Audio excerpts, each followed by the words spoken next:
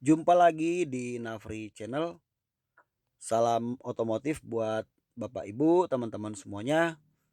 Semoga sehat selalu ya, dimudahkan rezekinya. Amin. Pada video kali ini saya mau memberikan edukasi buat teman-teman semuanya. Kita sebagai pemilik mobil mungkin awam ya di mesin mobil. Nah, teman-teman ikutin video ini beberapa menit ya. Saya akan memberikan tips atau bagaimana cara mudah kita bisa lakukan beberapa cara ini untuk mencegah terjadinya kerusakan pada mesin mobil kita. Nah, teman-teman, kita langsung mulai saja. Ini pemeriksaan pagi hari ya, sebelum kita bepergian atau sebelum mesin mobil kita nyalakan. Pertama-tama teman cari dipstick oli, nanti ada tulisan engine oil. Kemudian kalau mobilnya itu transmisi matic atau automatic transmisi, di sisi sebelah sini ya ada dipstick untuk mengontrol oli transmisi matic. Ini mobilnya contohnya Avanza Veloz, teman-teman ya. Kita siapkan tisu seperti ini atau lap juga bisa. Nah, kita cabut dipstick olinya seperti ini. Kemudian kita bersihkan terlebih dahulu. Nah, teman-teman ingat bahwa pada saat pengecekan ini mobil harus diparkir di tempat yang rata, tidak boleh menanjak atau menurun. Jadi tempat yang rata. Jadi supaya oli itu ada persis di karter di posisinya pas, tidak miring ya. Nah, di sini ada tanda ya, batas minimal atau seperempat, setengah dan full ya. Batas level pada dipstick ini sudah dikasih tanda, teman-teman. Nah, kemudian setelah ujung ini bersih, kita menancapkan kembali dipstick olinya. Nah, ini tujuannya kita untuk melihat kita mengontrol ya level oli pada mesin mobil kita apakah dalam keadaan normal. Kapan terakhir kita mengganti oli, kita bisa ngecek di sini apakah oli berkurang. Nah, seperti contoh di mobil ini tidak berkurang. Ini ada di level pas ya pada batasnya. Nah, jadi dipstick mobil kita pasti ada batas di mana kapasitas oli itu yang ada di karter dia hanya boleh sampai di batas itu saja. Tidak boleh berlebihan, dan kalau kurangnya cuma sedikit itu masih wajar. Tapi ketika kurangnya itu banyak, kita perlu mencurigai. Bisa jadi ada terjadi kebocoran. Apalagi di ubin lantai rumah kita itu di bawah mobil kita parkir sudah mulai ada tetesan-tetesan oli. Sedato 1 2 3 yang mulai ada itu mesti kita segera periksakan. Apabila teman-teman ingin menambah, nah kita cari di sini sama ya, tutupnya itu ada tulisan engine oil. Nah, di sini kita bisa menambahkan oli. Jika memang dipstick oli kita lihat di kontrolnya itu kurangnya agak banyak, tambahkan saja 1 liter atau 1,5 liter atau mungkin juga hanya setengah liter.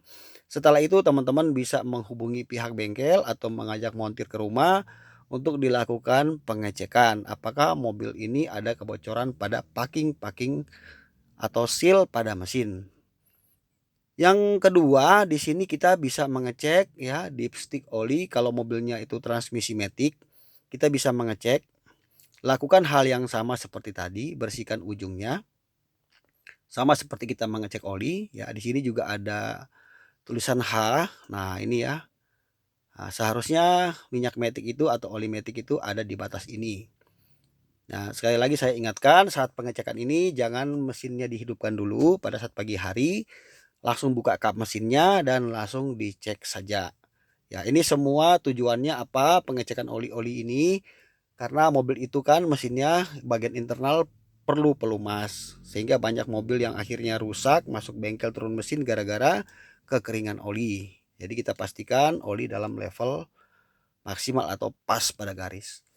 Selanjutnya kita mengecek namanya bagian radiator. Ya, ini tujuannya untuk mengecek air radiator kita. Nah, jangan langsung buka seperti itu, seperti ini ya. Tapi kita tekan sedikit, agak ditekan, kemudian putar ke arah berlawanan arah jarum jam. Ini ya teman-teman lihat di sini. Nah, kalau kita juga bisa mengontrol juga pada tabung cadangan atau reservoir. Jadi saat masang dan buka sedikit ditekan lalu diputar searah jarum jam ketika kita mau mengencangkan ya teman-teman. Pada mobil tertentu mungkin dia beda ya. Ada di tabung pengisiannya sendiri kayak mobil Eropa. Nah, tapi kalau mobil Jepang rata-rata dia seperti ini. Nah, di sini ada tabung reservoir atau tabung cadangan air radiator, ada batas minimal dan batas maksimal. Ketika di sini airnya mulai berkurang, teman-teman bisa menambahkan ya, bisa mengisinya. Kalau mau pakai coolant lebih bagus, radiator coolant. Kalau untuk sementara bisa menggunakan aqua atau air keran, yang penting jangan ada mengandung zat besinya, lebih bagus ya. Tapi jika dia berkurang dalam beberapa hari kemudian begitu lagi, teman-teman harus segera menghubungi pihak bengkel, berarti ada terjadi kebocoran ya, bisa dari bagian mesin, apakah water pump, radiator dan lain-lain. Selanjutnya di bagian rem kita bisa mengecek level minyak rem kita. Ini namanya master rem ya. Semua mobil pasti ada. Ada batas minimal untuk minyak remnya dan batas maksimal.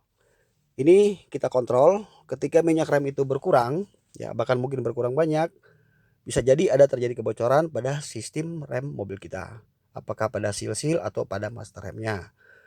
Kemudian selanjutnya kita mengecek level pada air aki ya. Ada level minimal, di bawah ada 2 garis. Kalau aki mobil kita itu aki basah, kita cek aja. Kalau mau nambah bisa menggunakan air aki khusus untuk tambah. Tapi kalau yang sudah menggunakan aki kering, tidak usah, maksudnya tidak ada perawatan ya. Jadi paling kita hanya mengecek bagian kabel kepala aki jangan sampai kotor saja. Untuk aki basah dengan cara ini kita bisa mencegah terjadi kerusakan. Jadi aki bisa pakai 2 sampai 3 tahun. Kalau aki basah kita rajin cek ya, dan pengisian dinamo ampernya kita rajin cek. Itu aki bisa bertahan lebih dari 2 tahun. Kemudian ini juga bisa kita lakukan sendiri di rumah tanpa harus bawa mobil kita ke bengkel atau panggil teknisi ke rumah. Ada namanya filter udara. Ini sebagai contoh ya. Ini mobil sekali lagi Avanza Veloz ya, teman-teman. Sebagai contohnya, tentunya di mobil kita ada namanya filter udara. Nah, ini juga kalau teman-teman mau, dekat rumah kita misalnya ada tukang tambal ban di pinggir jalan gitu ya, atau bengkel-bengkel yang ada angin kompresornya, teman-teman boleh mampir dan minta disemprot, dibersihkan bagian filter udara, atau teman-teman bisa membeli dengan yang baru dan menggantinya sendiri karena itu cukup mudah. Itu ibarat hidung ya, kalau lagi flu, kepampet, nah itu mesin analoginya kira-kira seperti itu. Karena itu pernafasan untuk mobil ya, teman-teman, untuk mesin. Setelah itu di sini ada tempat pengontrol air untuk wiper. Ya, jadi kalau kita nyalain air wiper, dari sinilah sumbernya. Ketika air di sini habis atau berkurang, maka kita mengisinya lewat sini, dan teman-teman bisa menambahkan sedikit sampo ya, 1 atau 2 saset, supaya waktu disemprotin ke kaca ada sedikit bebusa ya, jadi kaca bisa lebih bersih. Dan yang terakhir teman-teman bisa mengecek namanya tali kipas atau fan belt. Nih ya, seperti ini. Kalau misalnya dia kendor, ditekan begini kendor sekali, nah kemungkinan itu perlu penyetelan. Dan bisa diraba di bagian bawah sini kalau agak terasa kasar kayak getas-getas gitu, udah retak-retak. Nah, sebaiknya teman-teman langsung bawa mobil ke bengkel atau menghubungi pihak bengkel untuk mengadakan penggantian fan belt atau tali kipas. Nah, teman-teman, jadi inilah beberapa yang saya jelaskan yang bisa kita lakukan di rumah sebelum kita bepergian. Cara ini adalah untuk kita mencegah jangan sampai terjadi kerusakan pada mesin mobil kita. Mudah-mudahan video ini bisa menambah wawasan teman-teman semuanya. Saya ucapkan terima kasih sudah menonton. Besar harapan saya teman-teman, jika suka video ini jangan lupa dibantu subscribe, di share, dan kita nanti akan jumpa lagi teman-teman di video yang akan datang, video yang untuk mengedukasi teman-teman semuanya. Akhir kata, mohon maaf jika ada kekurangan. Terima kasih sudah menonton sampai selesai. Nanti kita jumpa di video berikutnya teman-teman ya. Salam sukses, salam otomotif teman-teman. Nafri Channel. Bye.